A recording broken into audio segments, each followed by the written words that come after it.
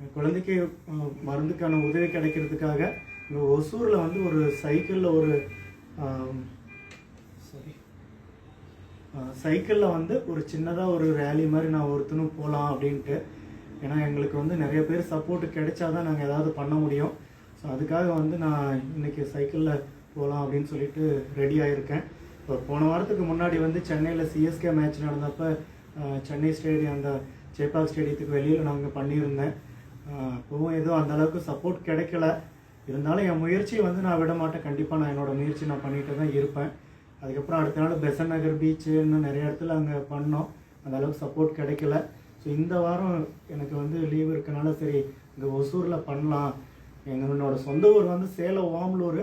ஆனால் இப்போ நாங்கள் தங்கியிருக்கிறது ஒசூரில் இருக்கோம். ஒசூர்லேருந்து பெங்களூரில் ஒர்க் பண்ணிகிட்ருக்கேன். சரி இங்கே முதல்ல ஒரு இது பண்ணலாம். ஏன்னா பாப்பா அங்கே தான் இருக்கா. இப்படி யாராவது பார்க்கணுன்னா கூட பாப்பாவுக்கு வந்து பார்க்க சொல்லலாம் அப்படின்னு சொல்லி தான் நாங்கள் இன்றைக்கி ஆரம்பிக்கிறேன் நான். ஸோ நாங்கள் இங்கே இருக்கிறது பார்த்தீங்கன்னா பிரகாஷ் நகர் மெயின் தின்னூர் ஒசூரில் வந்து இருக்கோம். ஸோ அப்படி யாருக்காவது ரொம்ப சந்தேகமாக இருக்குது, இவங்க போடுறதெல்லாம் உண்மைதானா, அந்த குழந்தைக்கு அவ்வளோ தேவையா அப்படின்னு நினச்சிங்கன்னா நீங்கள் எப்போனாலும் வந்து எங்கள் குழந்தைய பார்த்துட்டு எங்கள் குழந்தைக்கு என்ன உங்களால் உதவி செய்ய முடியுமோ செய்யுங்க. ஸோ அதுக்காக தான் நாங்கள் திரும்ப திரும்ப முயற்சி பண்ணிகிட்டு இருக்கிறோம்.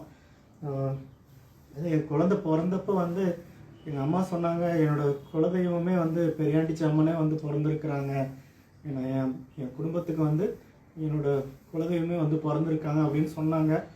5 மாதம் எங்களுக்கு அவ்வளோ சந்தோஷம். 5 மாதம் வந்து எல்லாருமே ரொம்ப சந்தோஷமாக இருந்தோம். அதுக்கப்புறம் தான் எங்கள் பாப்பாவுக்கு இந்த மாதிரி பிரச்சனை ஆனது. அதிலேருந்தே ரொம்ப கஷ்டத்தில் இருக்கும். ஃபேமிலியில் நிறைய கஷ்டம் வந்துட்டுருக்கு. ஸோ அதனால் வந்து என் குலதெய்வம் வந்து இந்த நிலமையில் இருக்குது.